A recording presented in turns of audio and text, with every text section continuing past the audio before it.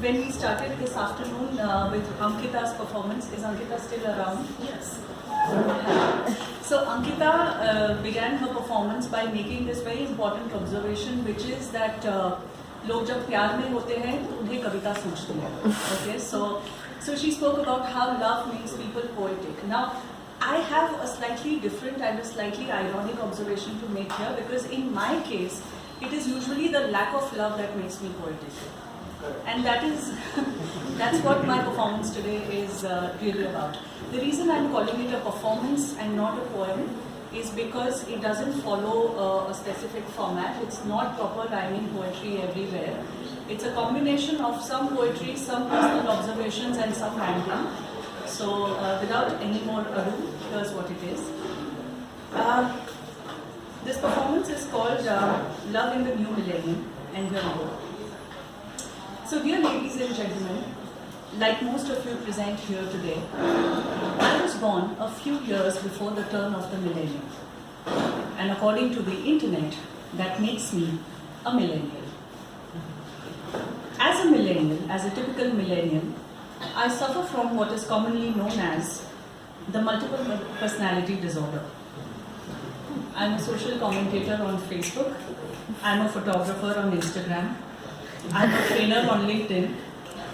And an all-round joker on Twitter. I'm all over the place, and I'm several people all at once. And some decades ago, this would have seemed abnormal, this would have seemed practically dysfunctional. But not today, because today, this dysfunctional is the new normal. Today, what is personal, is political, is public, is universal. Today, everything that we do, every little triviality of our life is deemed important enough to be put up for public viewing. In a sense, all of us are superstars of our own lives. We live with the delusion that we matter. This dangerous delusion is the reason why so many of us know each other only virtually and only on the surface.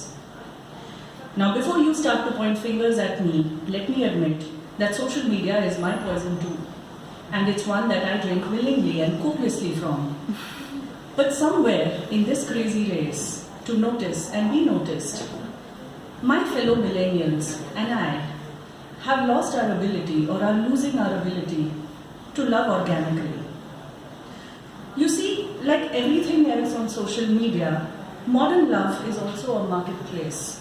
And this marketplace is built on the idea that relationships like 2-minute noodles can be instant, can be perfectly mediocre, and do not need anything more than a spare thumb to swipe left and right, and some handy emoticons to do the talking when we are feeling too lazy to respond. In this new world order, love is a consumer good, no different from pizza and Coke. It can be tele-ordered, it can be custom designed, and if you happen to be on Tinder, it can also be home delivered. In this universe, we are all vendors. We are sophisticated vendors. We sell ourselves on what we call profiles, and our profiles are full of carefully curated pictures. Pictures that have a dozen filters, and each filter works painstakingly to hide every wrinkle, every pimple, every scar, every sign of the story of your life. We go to great lengths to hide the story of how we have come so far and how we have become the people that we are. We manipulate our stories, we twist our histories, we hide more than we reveal, and we call it strategy. We say what they want to hear, and we know when to hold back. We are master storytellers. We're doctors, we are lawyers, we are managers, we are writers, but we are also makeup artists. And we are always armed with concealers and correction fluid. We apply a thick layer of foundation because we know the fine art of deception, and we know when to manicure our smiles to reach photogenic perfection. Falling in love with people like us is not easy.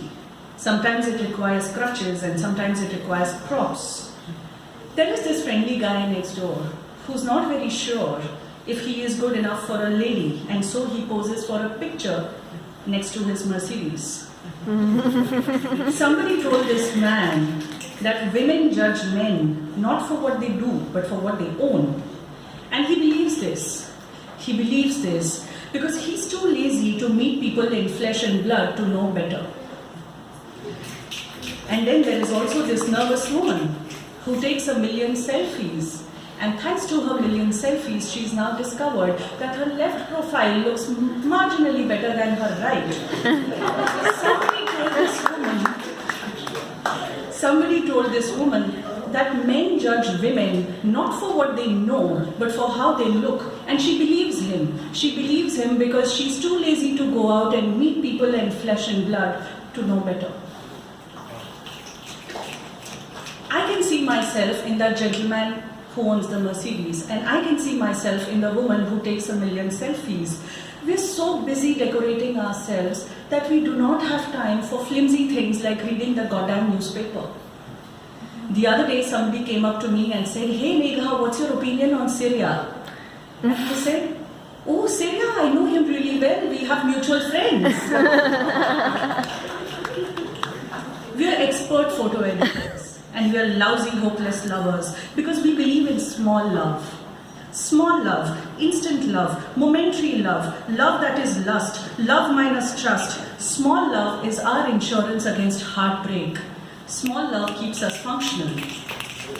Small love helps us keep our fragile hearts tightly bound in bubble wrap. We go out, we chill out, we meet, we greet, but we never say the dreaded four-letter word. We sleep together, of course, because sleeping with strangers is the new cool. But when the night is over and we are reaching for the door, we resist the urge to turn around and give them a parting shot.